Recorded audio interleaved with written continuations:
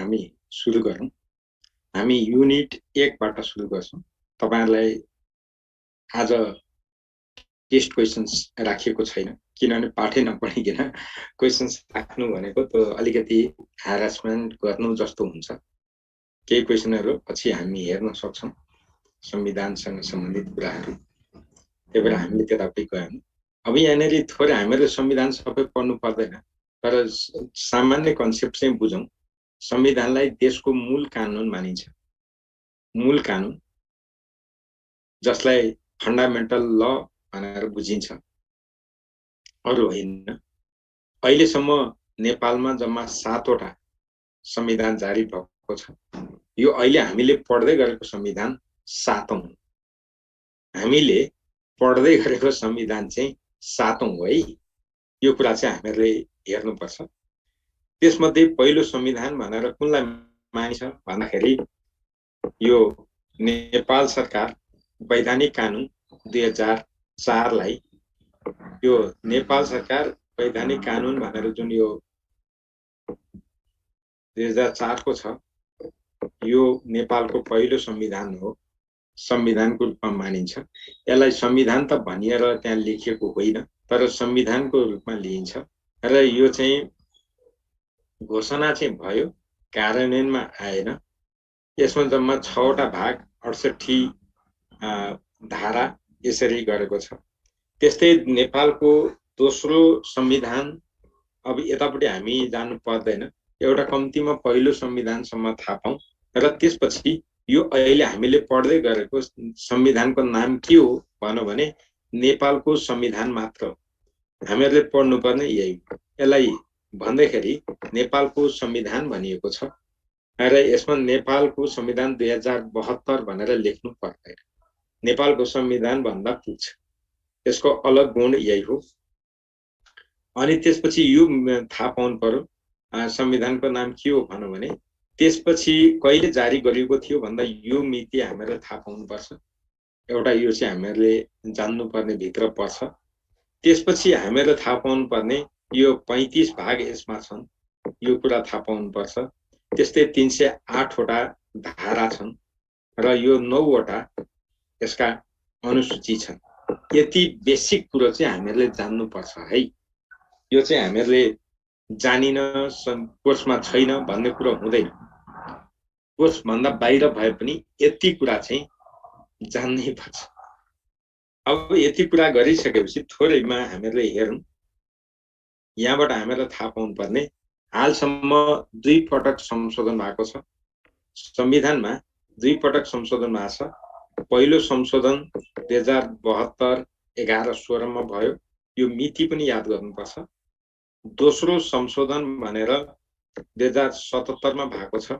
हालसम्म 2 पटक संशोधन भएको छ। त्यही भएर यहाँनेर हामीले हेर्नु पर्यो। पहिलो संशोधनमा समावेशी समानुपातिक सिद्धान्तका आधारमा राज्यको न्याय निकायमा सहभागी हुने हक भनेर आयो। त्यसपछि जनसंख्या र भूगोलको अनुकूलता विशिष्टताको आधार भनेर नेपाललाई राखेको छ। यति कुरा संशोधन भयो। दोस्रो संशोधनमा निशाना छाप जसमा नेपालको नक्सा हुनुपर्ने भनेर चुच्चे नक्सा राखियो, त्यो संशोधन। अब यति भनिसकेपछि हामीले यहाँ अरु थाहा पाइराख्नु पर्दैन। त्यही भएर यो अहिले नेपालमा कार्यान्वयन रहेको संविधानलाई के भनिन्छ भन्ने आयो भने नेपालको संविधान मात्रै भनिन्छ, अरु भनिदैन है। यहाँ 2072 भन्ने आउँदैन, नेपालको संविधान मात्रै भनिन्छ। त यसलाई नामाकरण कसरी गरिएको छ भनेर सोध्छ। नेपालको संविधानलाई कसरी नामाकरण गरिएको छ भनेर यदि हामीलाई सोध्यो भने हामीले नेपालको संविधान भनेर हेरे पुग्छ, अरु चाहिँदैन। यति कुरा चाहिँ हामीले जान्नु पर्यो है। त्यसपछि थोरै हामीले यहाँ हेर्न सकिन्छ संविधानको मुख्य विशेषता के हुन् त भन्दाखेरि थोरै हामीले यसका संविधानको प्रमुख विशेषताहरू चाहिँ के हुन् भन्ने कुराहरू रहन सक्छ। कहिलेकाहीँ तपाईलाई लाइसेन्समा चाहिँ नसोध्ला, तर पछि पढ्ने प्रथम पत्रमा चाहिँ सोध्ने ठाउँ हो। त्यही पनि विशेषता चाहिँ एकपटक छ र पढ्ने मात्रै हो। धेरै मेहनत यसमा नगर्ने, यसमा जनताद्वारा निर्माण गरेको पहिलो संविधान कुन हो भन्यो भने अहिलेकै संविधान हो। संविधान सभाबाट पारित गरिएको संविधान पनि हो यो। अब सार्वभौम सत्ता र राजकीय सत्ता दुईटै सत्ता नेपाली जनतामा निहित भनेको छ। त्यसपछि धर्मनिरपेक्षता, समावेशी, समाजवाद उन्मुख, संघीय लोकतान्त्रिक गणतन्त्रात्मक नेपाल राज्यको स्थापना भनेको छ। प्रतिस्पर्धात्मक बहुदलीय संघीय लोकतान्त्रिक गणतन्त्रात्मक शासन पद्धति भनेको छ। त्यस्तै सबै मातृभाषालाई राष्ट्रभाषाको मान्यता दिएको छ। यो कुरा पनि हेर्नु पर्यो। अब यहाँनिर 31वटा मौलिक हकको व्यवस्था गरेको छ। हामीलाई सोध्न सक्छ संविधानमा कतिवटा मौलिक हक छ भन्यो भने 31वटा, धारा 16 देखि 46 सम्म भनेर। त्यस्तै मौलिक हकको उपचारका लागि संवैधानिक हकको व्यवस्था गरेको छ धारा 46 मा। यो कुरा हामीहरू थाहा पाउनु पर्यो। धारा 48 मा नागरिकका 4वटा कर्तव्य भनेर राखेको छ।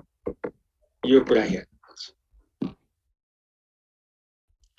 अब यी 4वटा कर्तव्य के हुन् त नागरिक भन्नु मतलब तपाईको, मेरो, अरु कसैको यी कर्तव्य के हुन् भन्ने कुरा हेर्दाखेरि पहिलो राष्ट्रपति प्रति चाहिँ निष्ठावान हुँदै नेपालको राष्ट्रियता, सार्वभौम सत्ता र अखण्डताको रक्षा गर्ने भनेर भनेको छ।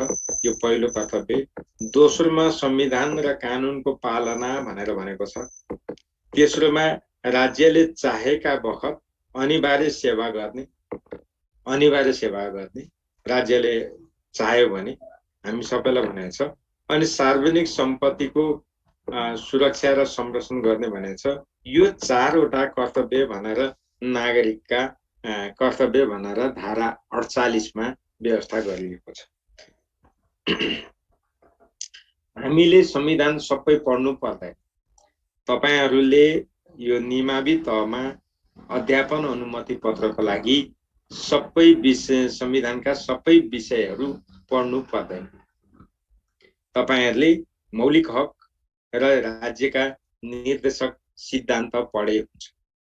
अब यसभित्र हामी यहाँनिर हेरौं, राज्यका निर्देशक सिद्धान्त, नीति, दायित्व सम्बन्धमा प्रतिवेदन, राज्यका नीति निर्देशन कार्यान्वयन के कति भयो, के कति भएन भन्ने सम्बन्धमा प्रगति प्रतिवेदन को समक्ष पेश गर्नुपर्छ भनेर सोध्न सक्छ। त्यस्तो अवस्थामा हेड अफ द स्टेट, त्यो भनेको राष्ट्रपति समक्ष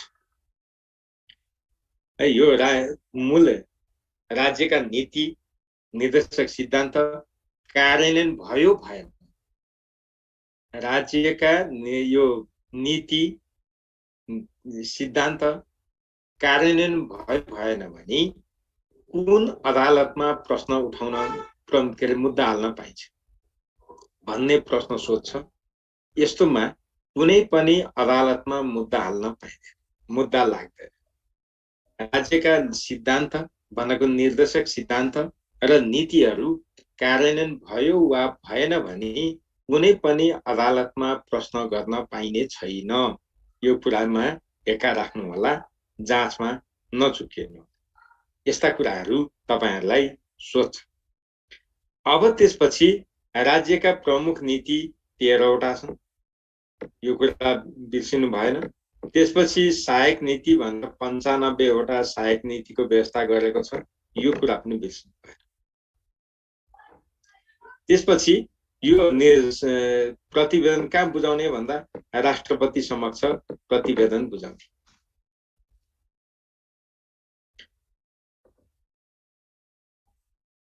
अब राज्यको संघीय संरचना कस्तो छ? 3वटा संरचना, संघ, प्रदेश र स्थानीय, 3 तहको राज्यको संरचना भनेर हामीले बुझ्नु पर्यो। जाँचमा यसरी पनि सोध्छ। अब त्यसो हो भने कार्यकारिणी अधिकार प्रधानमन्त्रीमा रहने भनेको छ, यो कुरा जानिएन। अब नाम मात्रको राष्ट्रपति भनेको के हो त भन्दा सेरेमोनियल भन्छौँ हामी, अर्थात् नोमिनल राष्ट्रपति हो, नाम मात्रको, अरू केही पनि छैन। दुई सदनात्मक संघीय व्यवस्थापिका भन्छौँ, एउटा प्रतिनिधि सभा, अर्को राष्ट्रिय सभा। राष्ट्रिय सभालाई स्थायी सदन भनिन्छ, स्थायी। र यो दुवैमा गरेर जम्मा 334 जना सदस्य छ। यो आउनुपर्छ है, यो कोर्सभन्दा बाहिर भए पनि यो चाहिँ थाहा पाउनुपर्छ। प्रतिनिधि सभामा 110 जना समानुपातिक, 165 जना प्रत्यक्ष निर्वाचन गरेर यहाँनेरि 275 जना चाहिँ हुने व्यवस्था गरेछ। प्रतिनिधि सभामा 275 जना चाहिँ मान्छे हुन्छ, यो कुरा ख्याल गर्नु। त्यस्तै राष्ट्रिय सभामा 59 जना हुन्छन् र यो दुवैमा गरेर जम्मा 334 जना। संघीय संसदका पदाधिकारी यति हुन्छन् भनेर थाहा पाउनु पर्यो। अरू कुरा यहाँ जान्नु पर्दैन है। अब यहाँनेरि अर्को विशेषता के हो भने नागरिक स्वतन्त्रता छ, त्यसै मानव अधिकारको प्रत्याभूति गरिएको छ। त्यस्तै बालिग मताधिकार भनेको 18 वर्ष उमेर पुगेका नागरिकले मत हाल्न पाउँछ। 18 वर्ष उमेर पुगेका भनेको मतलब 19 वर्ष लागेका मान्छे। 18 वर्षमा हिँड्दै गरेकाले चाहिँ पाउँदैन, 18 वर्ष उमेर पुगेकाले मतदान गर्न पाउँछन्। आवधिक निर्वाचन प्रणाली छ हाम्रो हरेक 5 वर्षमा। त्यस्तै सर्वोच्च अदालत, उच्च अदालत र जिल्ला अदालत यस्ता व्यवस्थाहरू छन्। अब 13 वटा संवैधानिक निकाय छन्, यो पनि हामीले सम्झिनुपर्छ।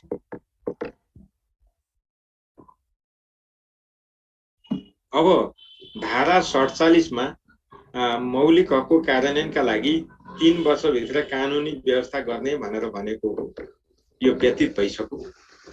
त्यसले राज्यको संरचना अब 3 वटा तह, 7 वटा प्रदेश, सबैमा अलग अलग कार्यपालिका, अलग अलग व्यवस्थापिकाको व्यवस्था गरेको छ। नेपालको राष्ट्राध्यक्ष को हुन्छ भनौँ भने राष्ट्राध्यक्ष भनौँ भने राष्ट्रपति। संसदीय शासन प्रणाली त्यो हेर्छौँ। कार्यकारिणी अधिकार कसमा निहित छ भनेर सोध्न सक्छ। त्यही भएर यो कार्यकारिणी अधिकार कसमा निहित छ भनौँ भने मन्त्री परिषदमा। अब नेपालको निर्वाचन प्रणाली कस्तो छ भनौँ भने मिश्रित, त्यो भनेको समानुपातिक र बहुमतीय निर्वाचन प्रणाली भनेर हामी भन्न सक्छौँ। दुवै खालको यहाँ छ। अब अरू त यसमा हेर्नु पर्दैन, यसमा अरू नहेर्ने। त्यस्तै अब त्यसपछि हामीहरूले अधिकार सूचीको कुरा गर्छौँ। अधिकार सूचीको कुरा गर्दाखेरि सङ्घको अधिकार सूची अनुसूची 5 मा छ। अनि यसको अरू पनि छ यहाँनेरि। सङ्घको अधिकार सूची 5, प्रदेशको 6, स्थानीय तहको 8। अब यो हिसाबले हेर्दाखेरि पछि हामी यो अनुसूचीमै हेर्दाखेरि प्रदेशको अधिकार सूचीमा 21 वटा अधिकार त्यहाँ दिएको छ। अनि सङ्घ र प्रदेशका साझा अधिकार भनेर 25 वटा छन्। त्यसपछि स्थानीय तहका अधिकार भनेर 22 वटा छन्। यो कुराहरू पनि हेर्नु पर्यो। सङ्घ, प्रदेश र स्थानीय तहको साझा अधिकारमा जम्मा 15 वटा अधिकार राखिएको छ। यो अनुसूची 9 मा व्यवस्थापन छ। अब त्यसपछि यहाँ थाहा पाउनु पर्यो, प्रदेश 1 मा 14 जिल्ला, 2 मा 8, 3 मा 13, 4 मा 11, 5 मा 12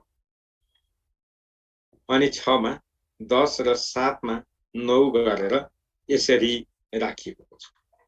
यो अहिलेको प्रादेशिक संरचना। अब यति कुरा गरिसकेपछि हामीले अहिलेसम्म कोर्स भन्दा बाहिर हेर्यौं। यो चाहिँ कोर्समा नभए पनि हामीले यति बेसिक कुरा चाहिँ थाहा पाउनुपर्छ। किनभने हामी मूल कानुन पढ्दैछौँ। कहिलेकाहीँ यताबाट पनि प्रश्न सोध्न सकिन्छ। त्यही भएर हामीले थोरै मात्रै सबै पढ्नु पर्दैन, यहाँ दिए खाए जति सबै नपढ्ने, तपाईलाई जुन जुन कुरा हाइलाइट गरिएको छ त्यो कुरालाई चाहिँ हेर्ने। अब यति कुरा गरिसकेपछि संविधानले कतिवटा मौलिक हकको व्यवस्था गरेको छ भन्यो भने हामीले के भन्ने? 31 भन्नु पर्यो। ध्यान दिनु होला। संविधानले कतिवटा मौलिक हकको व्यवस्था गरेको छ भन्यो भने 31 वटा हामी यहाँ भन्छौँ। अनि मौलिक हकको व्यवस्था कुन भागमा उल्लेख गरिएको छ भन्यो भने भाग 3। त्यसपछि संविधानको भाग 3 मा, नेपालको संविधानको भाग 3 मा तलका के कुरा उल्लेख छ भन्यो भने मौलिक हक र कर्तव्य दुईटै है, मौलिक हक र कर्तव्य। यो कुरा नबिर्सिनु होला, यो निकै महत्त्वपूर्ण छ। हामीहरूले अरु जानेर भएन। धारा 16 देखि 46 सम्म तपाईलाई यसरी पनि सोध्छ, मौलिक हक कुन धारामा उल्लेख गरिएको छ भन्यो भने धारा 16 देखि 46। कतिवटा मौलिक हक छ भन्यो भने 31। भाग 3 मा के कुरा उल्लेख छ भन्यो भने मौलिक हक र कर्तव्य। मौलिक हक र कर्तव्य कुन भागमा उल्लेख गरिएको छ भन्यो भने भाग 3। अब तपाईलाई यहाँ सोध्ने सबैभन्दा महत्त्वपूर्ण प्रश्न के हो त भन्दा शिक्षा सम्बन्धी मौलिक हक कुन धारामा उल्लेख गरेको छ भन्यो भने धारा 31 शिक्षा सम्बन्धी हक। धारा 31 शिक्षा सम्बन्धी हक, यो जान्दिन भन्न पाइँदैन। अब त्यसपछि तपाईलाई अर्को सोध्न सक्छ, नेपाली नागरिकलाई शिक्षा सम्बन्धी कतिवटा मौलिक हकको व्यवस्था गरिएको छ, कतिवटा मौलिक हकको प्रबन्ध गरिएको छ जस्ता प्रश्न सोध्न सक्छ। त्यसबेला 5 वटा शैक्षिक अथवा शिक्षा सम्बन्धी मौलिक हक छन् भन्न सक्नु पर्यो। अब मौलिक हक कुन धारामा व्यवस्था गरिएको छ भन्दा हामीहरूले के भन्यो? धारा 16 देखि 46। अब धारा 16 मा के छ? सम्मानपूर्वक बाँच्न पाउने हक, 17 मा स्वतन्त्रताको हक, 18 मा समानताको हक। यसरी हुँदै 31औं धारामा शिक्षा सम्बन्धी हकको व्यवस्था गरेको छ।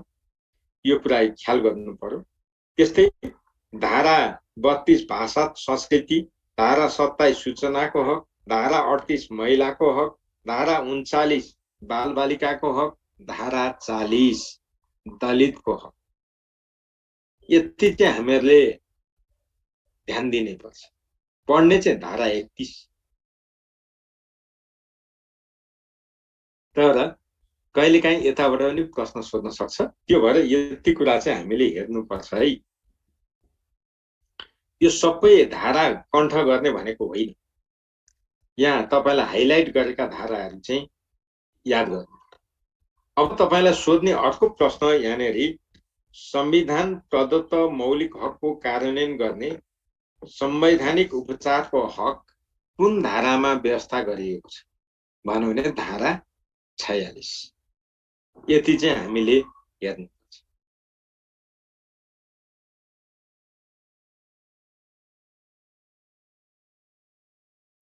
अब यहाँनेरि हामीहरूले हेर्दाखेरि तपाईलाई सोधो, मौलिक हकको कार्यान्वयन सम्बन्धी धारा कतिमा रहेको छ? यहाँनेरि हामीहरूले धारा के अरे 46 संवैधानिक उपचारको हक धारा 47 मा है। संवैधानिक उपचारको हक कुन धारामा राखिएको छ भन्यो भने धारा 47। यहाँनेरि थोरै बिग्रियो है। धारा 46 मा यो गरेको छ। 46 सम्म हकै भइहाले। अनि संवैधानिक उपचारको हक चाहिँ धारा 47 मा हुन्छ है। यो कुरा चाहिँ हामीहरूले ख्याल गर्नु। त्यस्तै तपाईलाई सोध्छ, शिक्षा सम्बन्धी हक कति धारामा उल्लेख छ?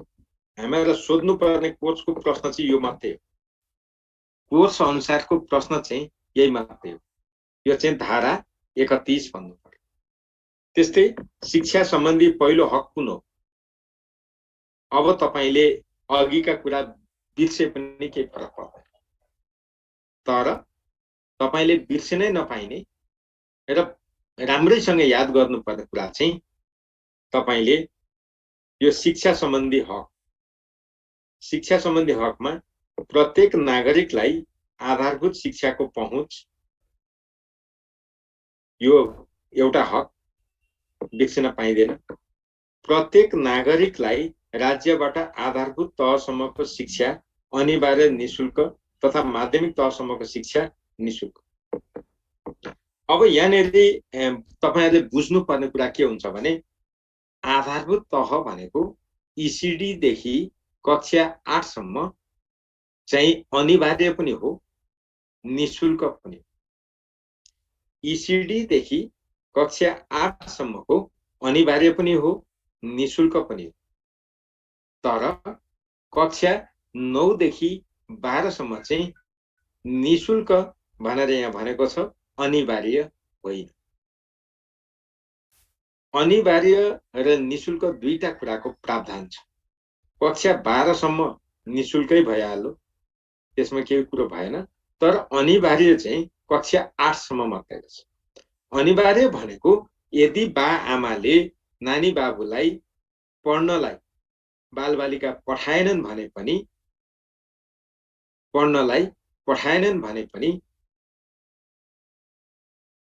उनीहरूलाई सजाय हुन्छ, राज्यबाट पाउने सुविधाबाट विमुख गर्ने भनेको छ। यो कुरा हेर्नु पर्यो। त्यस्तै अर्को भनेको छ अपाङ्गता भएका र आर्थिक रूपले विपन्न नागरिकलाई, यो कुरा अपाङ्गता भएका र आर्थिक रूपले विपन्न नागरिकलाई कानुन बमोजिम निशुल्क उच्च शिक्षा पाउने हक भनेर भनेको छ। यो पनि हेर्नु पर्यो। अब यहाँनिर निशुल्क उच्च शिक्षा पाउनेमा को रहेछ? एउटा अपाङ्ग भएका, अर्को आर्थिक रूपले विपन्न नागरिक जो कोही। यी दुई किसिमका मान्छेले यहाँ पाए, यो धारा 31 अनुसार।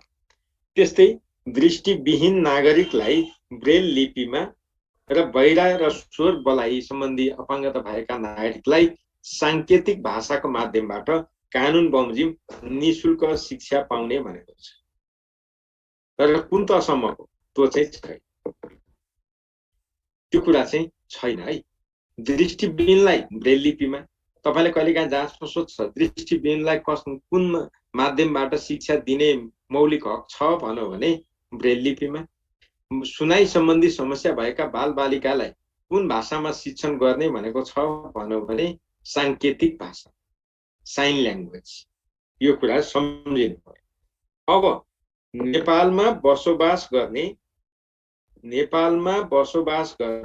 प्रत्येक नेपाली समुदायलाई कानुन बमोजिम आफ्नो मातृभाषामा विद्यालय तथा शैक्षिक संस्था खोल्ने सञ्चालन गर्ने हक छ। यो कुरा यहाँ दिएको छ।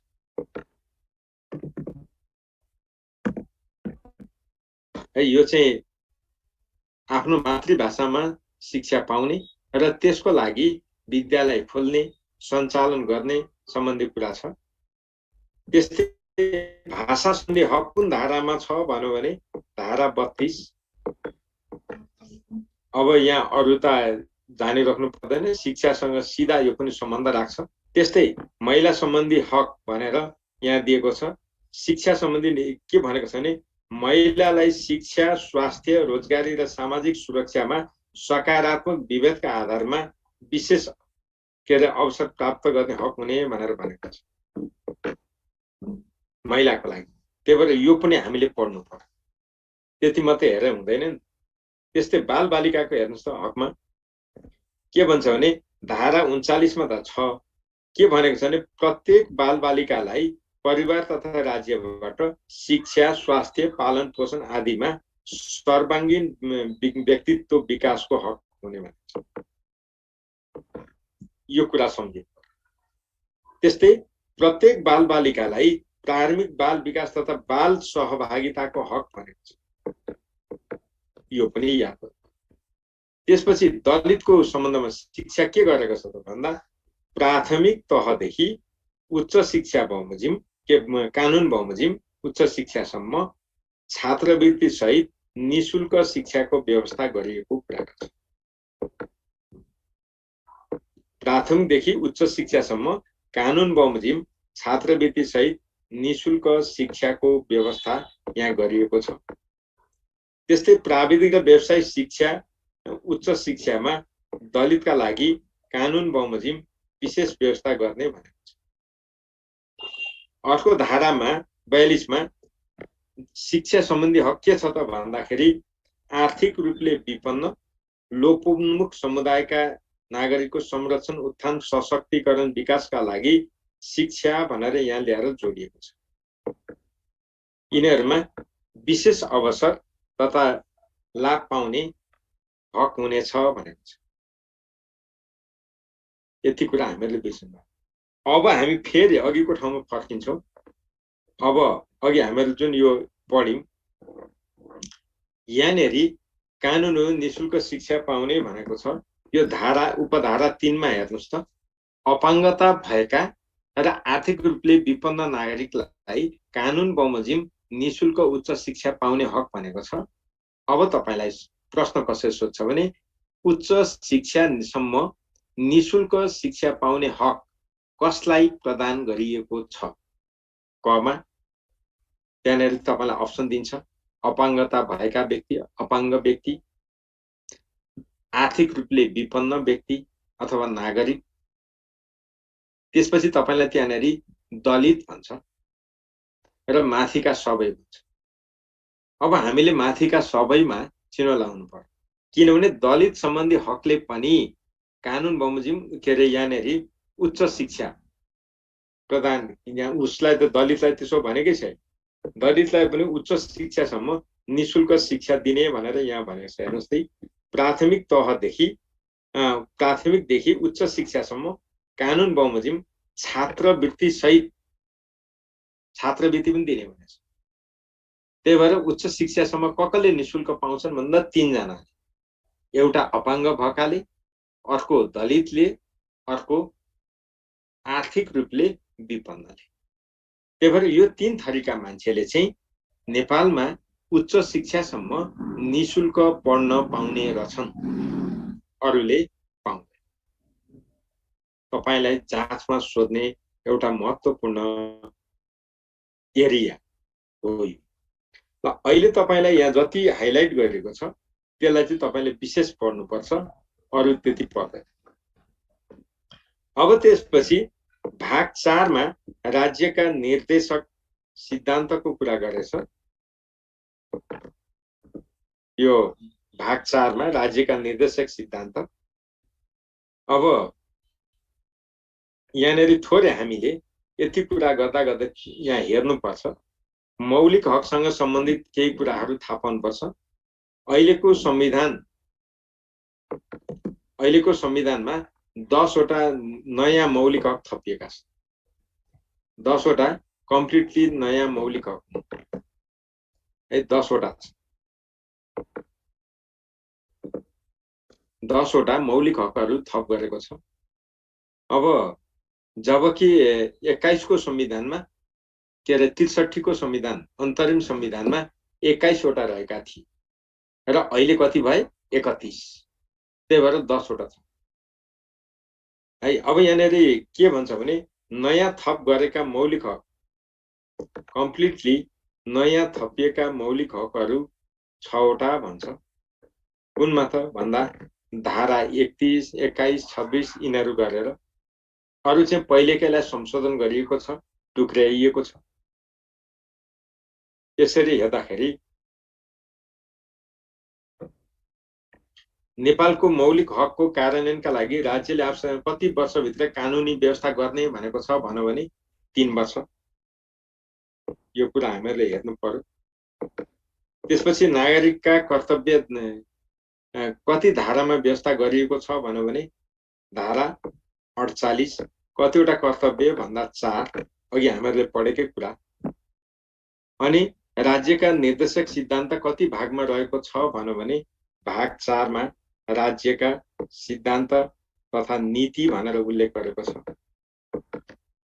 यो कुरा ख्याल गर्नुस्। कतिवटा नीति छन् भन्यो भने धारा 51 मा जम्मा 13 वटा नीतिको कुरा गरेको छ र 95 वटा उपनीतिको कुरा गरेको छ। जम्मा मूल नीति 13 वटा छ। जाँचमा सोध्ने प्रश्न है। अब यी नीति के हुन् भनेर चाहिँ त्यो सोध्दैन, त्यत्रो चाहिँ त्यो चाहिँ अलिक गाह्रो कुरा हुन्छ। अब शिक्षा सम्बन्धी व्यवस्था कुन कुन नीतिमा उल्लेख छ भनेर सोध्न सक्छ। संविधानमा शिक्षा सम्बन्धी व्यवस्था कुन कुन नीतिमा छ भन्यो भने केमा छ त भन्दा 6 मा छ। यो 6 को विकास सम्बन्धी नीति छ।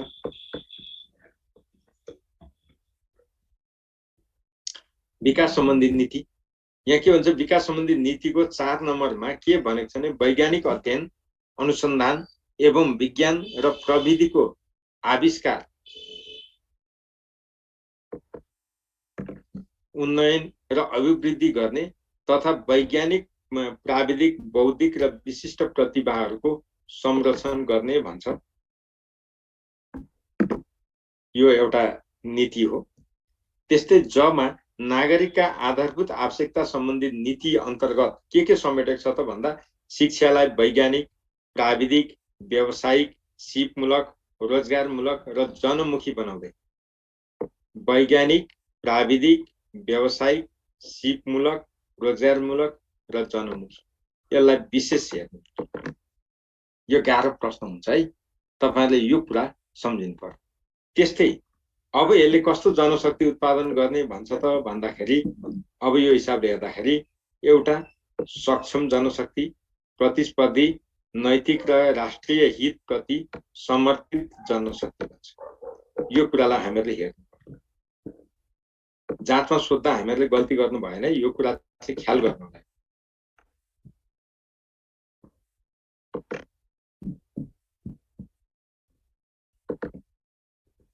ल अब यति भनिसकेपछि शिक्षा क्षेत्रमा राज्यको लगानी अभिवृद्धि गर्ने भनेको छ।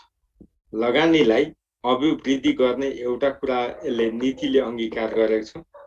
अनि निजी क्षेत्रको लगानीलाई नियमन र व्यवस्थापन गर्ने भनेको छ र सेवामूलक बनाउने भनेको छ। यो कुरा हामीहरूले बिर्सिनु भएन, यो कुरा चाहिँ बिर्सिनु भएन है। त्यस्तै उच्च शिक्षालाई सहज, गुणस्तरीय र पहुँच योग्य बनाउँदै क्रमशः निशुल्क बनाउने नीति छ है। यो कुरा चाहिँ ख्याल गर्नु होला। क्रमशः निशुल्क बनाउने भन्ने कुरा यहाँ अगाडि सारिएको छ। त्यस्तै नागरिकको व्यक्तित्व विकासका लागि सामुदायिक सूचना केन्द्र र पुस्तकालयको स्थापना र प्रवर्धन प्रमोट गर्ने कुरा गरेको छ। यो कुरालाई हामीहरूले हेर्नु पर्यो। सामाजिक न्याय र समावेशीकरण सम्बन्धी नीतिको कुरा गर्दाखेरि हामीहरूले यहाँ हेरौँ।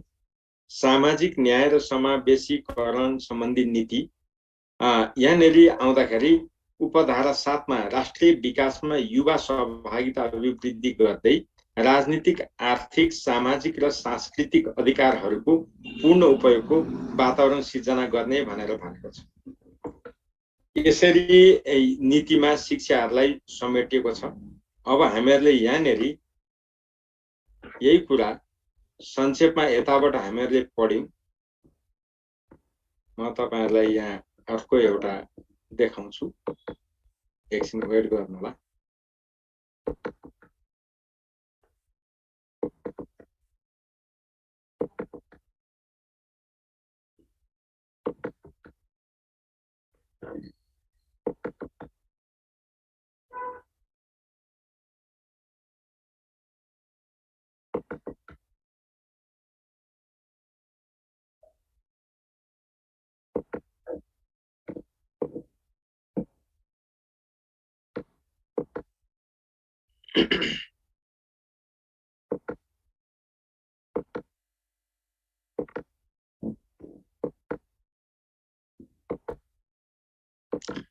अहिले हामीले यहाँनेरि पढ्दै गरेको कुरा के हो त भन्ने कुराहरू तपाईहरुलाई लाग्न सक्छ। अब मैले तपाईहरुलाई यहाँ देखाउने कुरा के हो भने तपाई सबैले www.lawcommission यहाँनेरि जुन तपाईले यो देखिरहनु भएको छ हेर्नुस्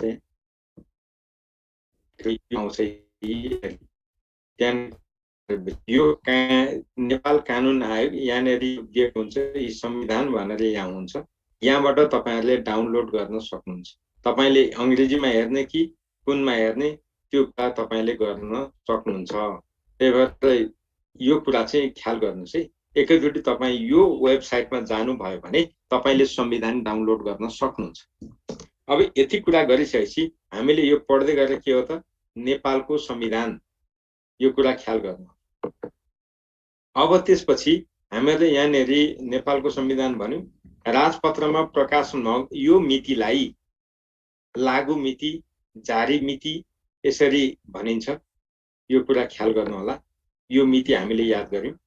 त्यसपछि हामीले यो नेपालको संविधान पहिलो संशोधन कहिले भयो भन्दा यो मिति अघि हामीले पढेका थियौं। मैले तपाईहरुलाई यहाँनेरि देखाएको मात्रै हो। यो मितिलाई हामीले हेर्यौं। यो कुरा गर्यौं। अब संविधानको सबभन्दा पहिला के छ भन्यो भने प्रस्तावना हुन्छ जहिले पनि। यो हामीहरुलाई त्यति महत्त्वपूर्ण छैन। त्यही भएर हामी यतातिर लागेन। अब हामीहरुलाई सोध्ने के हो त यी सार्वभौम सत्ता नेपाली जनता भनेको छ।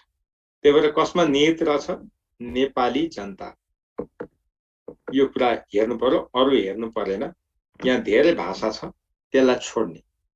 त्यति कुरा गरिसकेपछि अब हामी यी ध्यान दिनुस् है। मैले तपाईहरुलाई यो संविधान देखाउनुको कारण के हो भने केही कुरा तपाईलाई यहाँ बताउनु पर्छ। प्रश्नसँग यहाँ भाग लेखेको हुन्छ। भाग 1 भनौं। भाग 1 मा के कुरा उल्लेख छ भन्यो भने प्रारम्भिक। भाग 1 केसँग सम्बन्धित रहेछ प्रारम्भिक।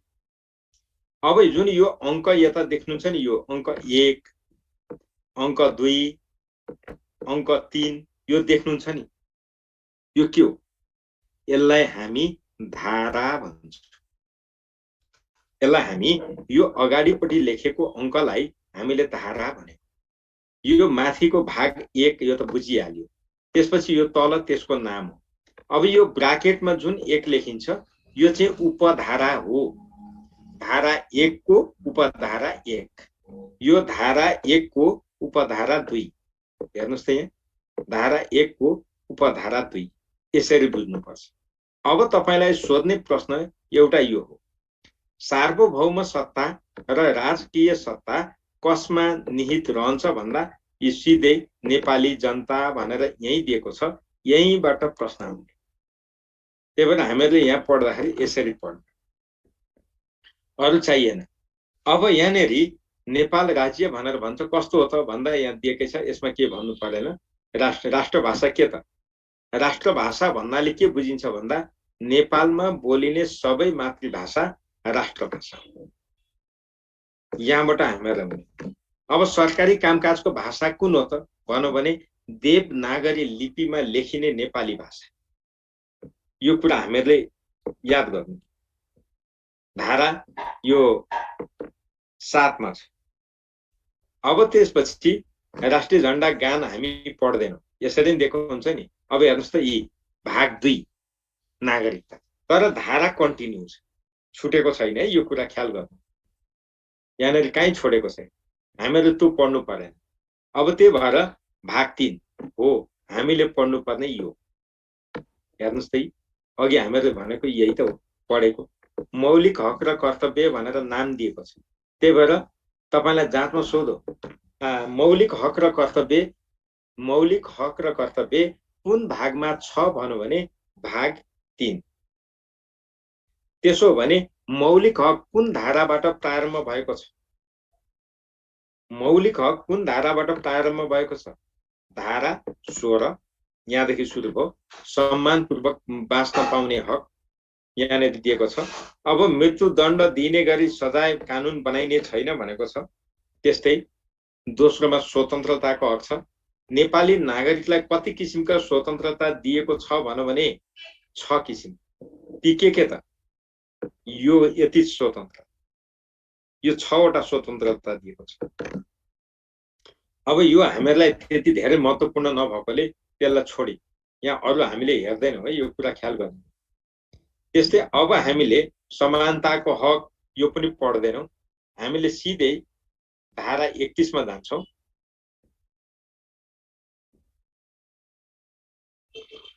यो 30 मा स्वच्छ वातावरणको हक छ, धारा 31 मा शिक्षा सम्बन्धी हक। हामीले यसलाई चाहिँ निकै मेहनत गरेरै पढ्नुपर्छ।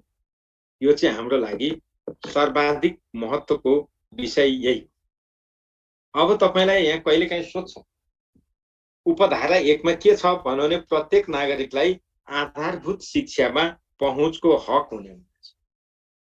दोस्रोमा प्रत्येक नागरिकलाई राज्यबाट आधारभूत तहसम्मको शिक्षा अनिवार्य, निशुल्क तथा माध्यमिक तहसम्मको शिक्षा निशुल्क हो। यो कुरा हामी झुकिन्छौँ, यहाँ झुकिनु भएन, यहाँ झुकिने ठाउँ छ है, यो कुरा ख्याल गर्नु। माध्यमिक शिक्षा चाहिँ निशुल्क मात्रै, आधारभूत चाहिँ निशुल्क प्लस अनिवार्य। आधारभूत भनेको कक्षा 8।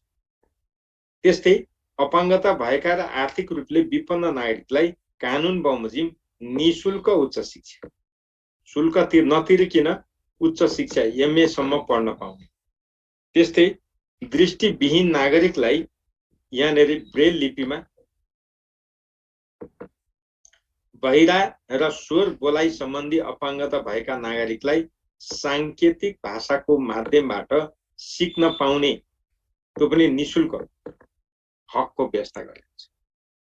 हामीलाई जाँचमा सोध्ने यिनै 5 वटा बुदाबाट सोध्छ, त्यो भएर यसलाई चाहिँ हामीहरूले कन्ठै गर्नुपर्छ। अब नेपालमा बसोबास गर्ने प्रत्येक नेपाली समुदायलाई कानुन बमोजिम आफ्नो मातृभाषामा शिक्षा पाउने र विद्यालय खोल्ने, शैक्षिक संस्था खोल्ने, सञ्चालन गर्ने सम्मको हक दिएको छ। यो हामीले बुझ्छौँ, यो हाम्रो लागि एकदमै महत्त्वपूर्ण। अब यति कुरा गरिसकेपछि हामी यता बीचमा अरु हेर्दैनौँ, यो अरु हक हेर्दैनौँ है। अब यो महिलाको हकमा हेर्नुस् त, महिलाको हकमा गएर धारा 38 मा महिलाको हक भनेको छ हैन। अब यहाँनेरि आइसकेपछि धारा 38 को उपधारा 5 मा शिक्षा भनेर यहाँ जोडेको छ। त्यही भएर हामीले शिक्षा खोजी खोजी पढ्ने हो नि त, शिक्षाको चाहिँ यहाँ ल्याएर जोडेको छ। यो भनेको शिक्षामा सकारात्मक विभेदका आधारमा विशेष अवसर भन्छ। सकारात्मक विभेद भनेको आरक्षण जस्तै, जस्तो महिलाको लागि यति प्रतिशत, अनि जनजातिको लागि यति, मधेसीको लागि यति, दलितको लागि यति भनेर भनेको छ। त्यो सकारात्मक विभेद। यहाँबाट महिलालाई एउटा त्यो कुरा गरेको छ, सकारात्मक विभेदको आधार। अब बाल बालिका सम्बन्धी अधिकार भनेर धारा 39 मा छ र यहाँनेरि हेर्नुस् त, यी बाल बालिकालाई राज्यबाट शिक्षा भनेर यहाँ भनौँ, यो हेर्नु पर्यो। त्यसपछि प्रारम्भिक बाल विकासको कुरा गर्यो, यहाँनेरि प्रत्येक बाल बालिकालाई प्रारम्भिक बाल विकास तथा सहभागिताको हक भनेर भनेको छ। अरु कुरा हामीहरूले हेर्नु परेन। अनि कुनै पनि बाल बालिकालाई घरमा होस् या विद्यालयमा, हेर्नुस् त, शारीरिक मानसिक वा कुनै पनि किसिमको यातना दिन पाइने छैन, प्रष्टै भनिदिएको छ। अनि यति कुरा गरिसकेपछि अरु हेर्नु पर्यो। अब दलितको कुरा हेर, धारा 40 मा यहाँ पनि दलित विद्यार्थीलाई प्राथमिकदेखि उच्च शिक्षासम्म कानुन बमोजिम निशुल्क शिक्षाको व्यवस्था भनेर यहाँ भनेको छ। यो कुरा हामीहरूले याद गर्नु पर्यो, अघि कुरा गरेको यही हो। अनि प्राविधिक र व्यावसायिक उच्च शिक्षामा दलितका लागि कानुन बमोजिम विशेष व्यवस्था गरिने भनेको छ। विशेष व्यवस्था यति कुरा दिएको छ। यति चाहिँ हामीले हेर्नै पर्यो, अरु त त्यति धेरै परेन। अब त्यसपछि यहाँनेरि अरु त हामीहरूले शिक्षासँग सम्बन्धित छैन, त्यही भएर यो हेर्दैनौँ। अब यहाँनेरि धारा 46 हेर्नुपर्छ। धारा 46 मा संवैधानिक उपचारको हक भनेर यहाँ दिएको छ अघि हामीले धारा 46 लाई उता 47 लेखेका छौं। धारा 46 मा संवैधानिक उपचारको हक छ। यति कुरा चाहिँ हामीहरूले जान्नु पर्यो।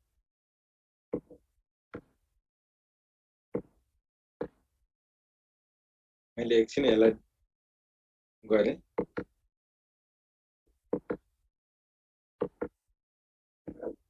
अघि हामीहरूले यहाँनिर थोरै संशोधन गरेको थियौं, त्यो गर्नु परेन। यहाँनिर धारा 46 भनेको थियो, यो 46 हो। तपाईहरुले 46 गर्नु, धारा यहाँ 47 भएको थियो अघि, यसलाई 46 बनाइदिन्छौं। यति चाहिँ संशोधन गर्नुस्। संवैधानिक उपचार सम्बन्धी व्यवस्था धारा 46 मा छ। संवैधानिक उपचार सम्बन्धी व्यवस्था धारा 46 है, यो कुरा नबिर्सिनु होला। ल धारा 46 मा त्यही त 16 बाट सुरु भयो। अब तपाईले फेरि एकचोटि मैले रिभाइज गरेँ। नेपाली नागरिकले उपभोग गर्ने मौलिक हक धारा 16 बाट सुरु हुन्छ र धारा 46 मा गएर टुङ्गिन्छ। अरु धारा 47 र 48 पनि मौलिक हक र कर्तव्य भित्रकै भागमा पर्छ। भाग चाहिँ हो तर धारा होइन। त्यही धारा 46 मा गएर टुङ्गिन्छ। धारा 47 मा जाँदा मौलिक हकको कार्यान्वयन भन्छ। मौलिक हकको कार्यान्वयन गर्न चाहिँ 3 वर्ष भित्र भनेको छ। हो, यो पनि हामीले याद गर्नु।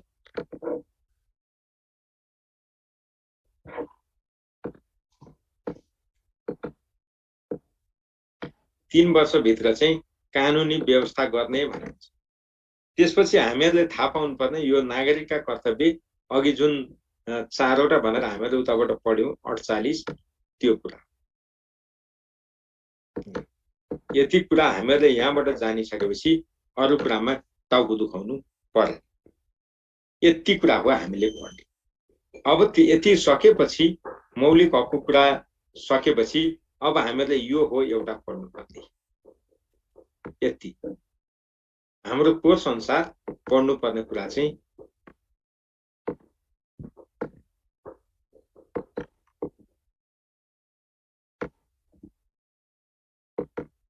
हाम्रो कोर्स अनुसार पढ्नुपर्ने राज्यका निर्देशक सिद्धान्त।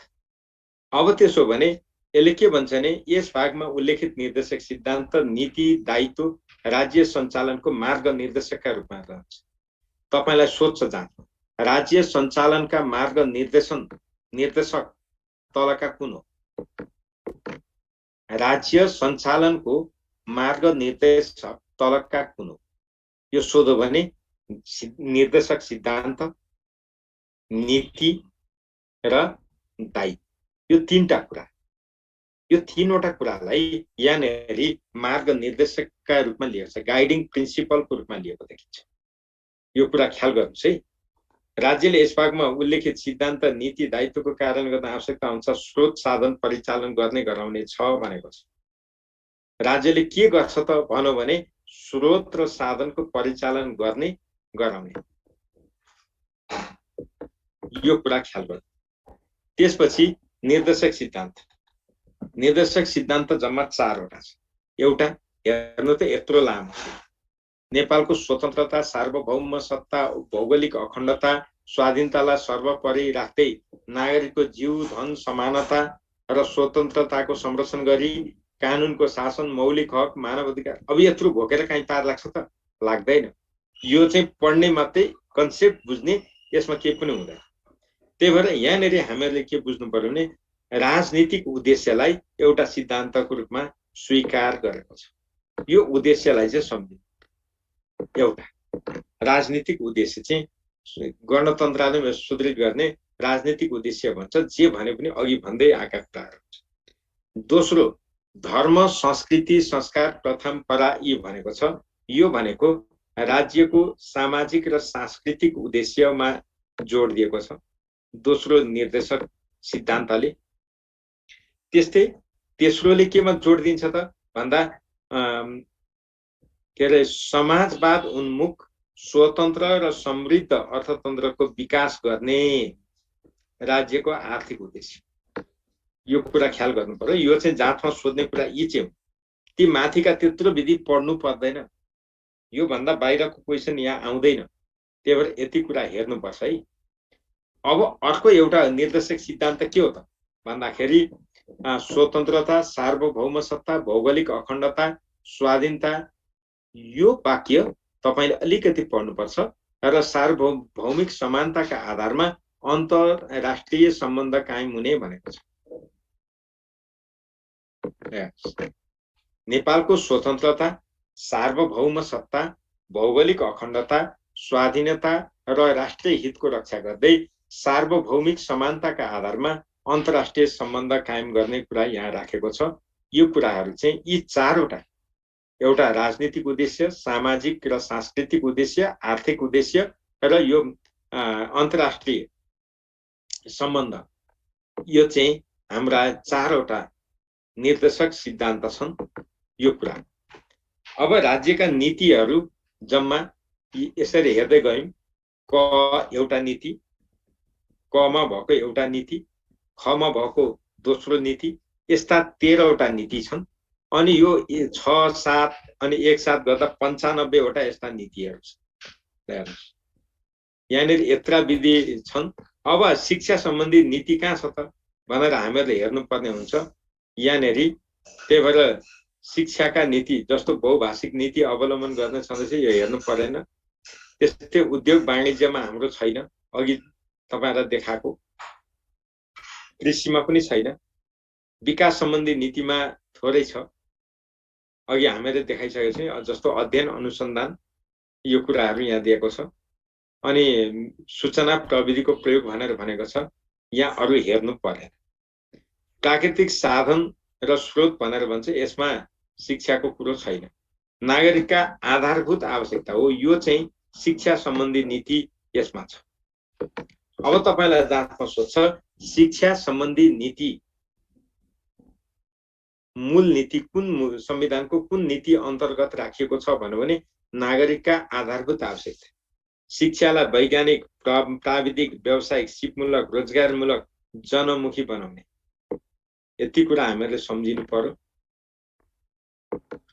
अनि सक्षम, प्रतिस्पर्धी, नैतिक र राष्ट्रिय हितप्रति समर्पित जनशक्ति तयार गर्ने भनेको छ। यति कुरा हामीले बिर्सन पाइँदैन यहाँनिर। त्यस्तै शिक्षा क्षेत्रमा राज्यको लगानी बढाउने, अभिवृद्धि गर्ने कुरा गरेको छ यहाँ, यो कुरा हेर्छौं। अनि निजी क्षेत्रको लगानीलाई नियमन र व्यवस्थापन गर्ने भनेको छ। अघि हामीले यो कुरा पनि टिपिसकेका छौं। मैले तपाईहरुलाई यो सबै दोहोर्याएर भनिरहेको छु है कानुनको। त्यस्तै उच्च शिक्षालाई सहज, गुणस्तर र पहुँच योग्य बनाउने भनेको छ। र क्रमशः उच्च शिक्षा पनि निशुल्क गर्ने भनेको छ है। उच्च शिक्षा पनि क्रमशः निशुल्क गर्ने भनेको छ, अरु हेरिराख्नु परेन। यसरी यहाँनिर हामीलाई विभिन्न नीतिहरू दिएको छ।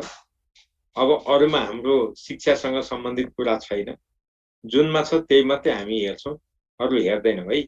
यहाँ अरु चाहिँदैन नि त, सबै नीति पढ्नु भनेको होइन। यसरी यो 13 वटा नीति यहाँ दियो, अनि मात्रै राज्यको दायित्व छ। अब यहाँनिर हेर्नुस् है, तपाईहरुले थोरै यहाँनिर अखण्डता अक्षर राख्दै मौलिक हक, राज्यको दायित्व, अधिकारको संरक्षण, सम्बन्धन, कार्यान्वयन गर्दै नेपाललाई अन्तिममा के बनाउने, समृद्ध र समुन्नत बनाउने अन्तिम लक्ष्य। त्यसपछि अब राज्यका निर्देशक सिद्धान्त, नीति र दायित्व कार्यान्वयनको वार्षिक प्रतिवेदन कहाँ बुझाउने भन्दा राष्ट्रपतिसँग छ। अघि भन्दै गरेको कुरा यो छोड्नु पर्यो। र यो कहाँ राखिन्छ त भन्दा प्रधानमन्त्री मार्फत संघीय संसदमा राखिन्छ, त्यहाँ छलफल हुन्छ। अब त्यसपछि यहाँनिर के भन्छ भने, यस भागमा उल्लेखित राज्यका निर्देशक सिद्धान्त, नीति र दायित्वको प्रगतिशील कार्यान्वयन भए नभएको अनुगमन र मूल्याङ्कन गर्न संघीय संसदमा कानुन बमोजिम एक समिति रहन्छ। कसले गर्छ भने समिति यहाँ तोकिएको छ, यो समितिले अनुगमन गर्छ। अब त्यसपछि हामीलाई एउटा प्रश्न के उठ्छ भने, राज्यका निर्देशक सिद्धान्त, नीति र दायित्व कार्यान्वयन भए नभएको बारेमा कुन अदालतमा प्रश्न गर्ने भन्दा कुनै पनि अदालतमा प्रश्न गर्नै पाइँदैन। यो कुरा ख्याल गर्नु। अदालतमा प्रश्न उठाउन नसके कार्यान्वयन भयो वा भएन, किन भयो किन भएन भनेर प्रश्न गर्न पाइँदैन। कुनै पनि अदालतमा जानै पाइँदैन, मुद्दा हाल्नै पाइँदैन। त्यो खालको प्रबन्ध यहाँ गरेको छ है। त्यही भएर नीति जे बनाइदिए पनि भएको छ नि त। त्यत्रा विधि नीति ल्यायो, यहाँ यसरी गर्यो। अब यो तलको कुनै पनि पढ्नु पर्दैन। यो तलको हामी केही पनि पढ्दैनौँ। एकैचोटि हामी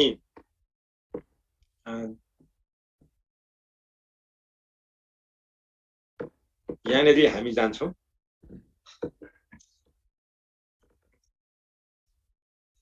अब हामीहरूले अरू के पढ्नु पर्दैन है। तपाईहरुले त्यतापट्टिको के पढ्नु पर्दैन।